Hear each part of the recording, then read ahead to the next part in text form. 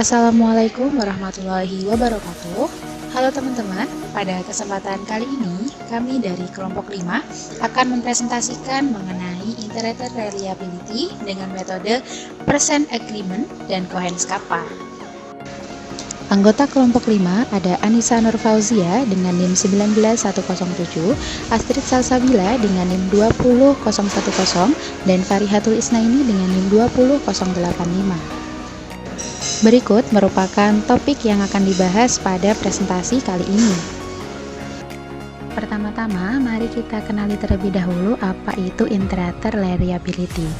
Jadi, Integrated Reliability atau yang biasa disebut dengan IRR merupakan analisis yang digunakan untuk menilai sejauh mana beberapa pengamat memberikan perkiraan yang konsisten dari fenomena yang sama.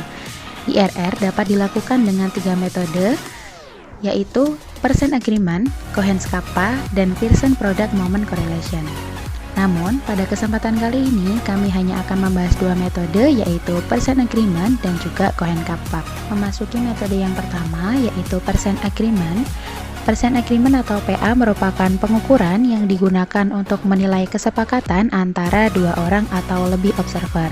Namun, perhitungan ini tidak digunakan untuk menghitung kesepakatan sebenarnya atau real agreement dan kesepakatan yang terjadi karena peluang atau agreement based on change. Penggunaan percent agreement dalam bidang kesehatan yaitu untuk menilai reliabilitas alat dalam mengukur pH darah serta menilai volume tumor yang mana hasilnya didapatkan 95% limit of agreement. Selanjutnya, berikut merupakan rumus percent agreement yang mana dapat didefinisikan dalam 3 bentuk. Yang pertama PPA atau Positive Percent Agreement, NPA atau Negative Percent Agreement, dan yang terakhir ORA atau Overall Rates of Agreement. Untuk menginterpretasikan percent agreement, karena pendekatan ini tidak mempertimbangkan kesepakatan kebetulan, umumnya merekomendasikan agar persentase kesepakatan setidaknya 90% untuk dipenuhi. Jika tingkat agreement kurang dari 90%, peneliti harus mengevaluasi alasan dibalik peringkat dan melakukan tambahan pelatihan seperlunya sampai persentase persetujuan 90% atau lebih. Data berikut merupakan contoh soal yang bisa digunakan untuk menghitung percent agreement. Berdasarkan data yang sudah dipaparkan tadi, jumlah total bagian kode dalam kesepakatan adalah 12 dan jumlah total bagian kode adalah 18. Hitung persentase kesepakatan menggunakan selisihnya, sehingga berdasarkan perhitungan yang sudah dilakukan, persentase agreement akan dihasilkan sebanyak 66,67%. Untuk langkah-langkah SPSS, yang pertama input data pada SPSS. Selanjutnya lakukan compute variabel dengan mengurangkan rater 1 dan juga rater 2 untuk menjadi variabel baru bernama rater diff. Dan langkah yang ketiga adalah mencari frekuensi dari rater diff dengan klik analyze, descriptive statistik, kemudian frekuensi. Nah, dapat dilihat bahwa berikut hasil perhitungan SPSS yang mana valid persennya adalah 66,7%.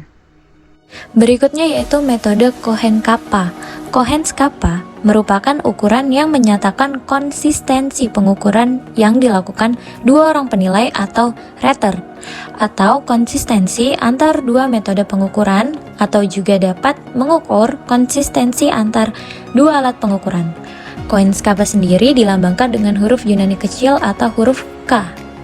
Dalam bidang kesehatan, uji reliabilitas integrator metode Cohen's Kappa dapat dimanfaatkan untuk menguji kelayakan alat kesehatan, seperti contoh pada penelitian Haryanto dan kawan-kawan pada tahun 2020 yang melakukan penelitian mengenai uji integrator reliability, sensitivitas, dan spesifisitas alat ukur pada luka berongga dengan hasil koefisien kappa sebesar 0,70, dan berarti bahwa ada kesepakatan antar kedua penilai mengenai kemudahan dalam penggunaan alat tersebut. Rumus Cohen's Kappa berikut merupakan contoh tabel distribusi subjek yang dapat memudahkan kita dalam mencari koefisien kappa. Untuk rumus koefisien kappa sendiri yaitu P min EK per 1 min EK dengan keterangan EK sendiri yaitu E kappa dan rumusnya yaitu A1 per N dikali B1 per N ditambah A2 per N dikali B2 per N. Untuk P-nya sendiri dengan rumus yaitu A plus D per N. Interpretasi dari kappa sendiri tergolong dalam 6 golongan berdasarkan nilai kappa itu sendiri, yaitu yang pertama ada poor, slight, fair, moderate, substantial, dan almost perfect. Contoh soal, terdapat 50 orang yang melamar untuk mengajukan kredit perumahan. Ada 2 orang penilai yang menyatakan apakah seseorang layak mendapatkan kredit atau tidak. Hasil penilaian kelayakan oleh 2 orang penilai tampak pada tabel berikut, di mana setelah dihitung percentage agreement-nya adalah senilai 0,70 dengan hasil pengukuran layak oleh penilai A sebesar 60% dan penilai B sebesar 50%. Kemudian hasil pengukuran tidak layak oleh penilai A adalah 40% dan penilai B sebesar 50%. Dari total tersebut, maka didapatkan nilai koefisien kappa yang sebesar 0,40. Berikutnya merupakan contoh langkah menghitung di SPSS. Yang pertama, gunakan fitur Analyze dan kemudian Descriptive Statistic dan selanjutnya yaitu menu Crosstab. Selanjutnya, masukkan kedua data.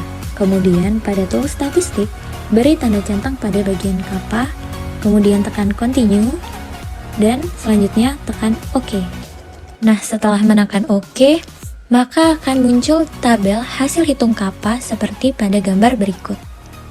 Baiklah, sekian penjelasan dari kelompok kami. Terima kasih atas perhatiannya. Wassalamualaikum warahmatullahi wabarakatuh.